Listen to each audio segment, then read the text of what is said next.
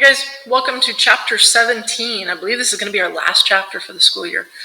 We are going to talk about climate in chapter 17. All right. So, what's the difference between weather and climate? Weather, if you remember, is the specific condition in the atmosphere at that time. So if I look outside right now to see the current conditions in the location I'm at, that's my weather. Okay. Climate is more of a pattern. Climate is more of a predictive thing also. It refers to the average conditions year after year in a location. We know roughly what our weather will be like each summer, and that's our climate, okay? Now there's two things that are used to really talk about those patterns of the climate, and one is precipitation, like the amount of precipitation, and the temperatures. We know it's very unusual for us to have a summer August day where the temperature is like 50 degrees. That's unheard of. Our climate is much warmer than that during August, okay? So that's kind of the difference between climate and weather. So there's lots of different factors that affect climate. There's going to be a ton of information on this page. When I get to the bottom of this page, you might want to pause the video and take some time to take some really good notes on this, okay? First thing is altitude. This should make sense. The higher up the mountains you go, the cooler it gets. That's why mountains get snow. It doesn't really matter where the mountains are according to the latitude on the planet. The higher the elevation, the cooler the climate, okay? Ocean currents can also have an effect on the climate, and the reason is there's different currents of different temperatures. Warm currents bring warm air, cool currents bring cool air, and that's all over the planet, okay? Latitude is a big one, and that's what this diagram here shows you. It shows you these different horizontal lines and these different zones, okay? So the tropical zone, let me get my pen. The tropical zone is kind of this area in the middle here surrounding the equator. And that's a very warm climate. Even their winters are warm. Their summers are really hot. Their winters are very warm, okay? Skipping the temperate zone for a minute, then we've got the polar zones, which are at the top and the bottom of the planet. Those are very cold climates, okay?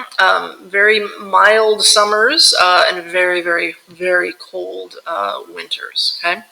Then we have the middle zones. That's these temperate zones in the middle there, and they're very mild, they're moderate, not very extreme, okay? There's seasons, there are different types of weather, but nothing too extreme, okay? So that's how latitude affects the climate. Distance from large bodies of water also affects the climate. If you remember when we talked about winds, we talked about those local winds and the global winds. They pick up different things from the water. Marine climates, so the closer you are to the water, you have a moderate climate. The ocean helps keep the extremes closer together. You have a relatively warm summer, nothing too crazy, not a lot of snow or anything like that, and mild summers. Okay, we live in a marine climate. Okay, nothing too crazy. But continental climates, so more inland areas, get much more extremes. Their summers can be very hot, and their winters can be incredibly cold. And if you think of the Midwest, or even like Texas, Oklahoma area, super hot in the summer, and they have a tendency to get snow and tornadoes and all kinds of crazy stuff. Extreme climates there. Okay. There's some factors that affect the amount of precipitation as well. Remember, precipitation is one of the things we look at to talk about climate. We talked about prevailing winds in a previous chapter. Basically, that's just winds coming from the ocean. And remember, winds that are coming from the ocean carry water in them, okay? Winds coming from the ocean carry much more water than winds coming from land, okay? So if we've got these mountain ranges, especially these coastal mountain ranges, like the Sierra Nevadas, those prevailing winds will come in off of the ocean. It has a lot of water vapor in those winds. It hits the mountain, but then it has to go up because of the mountainside, okay?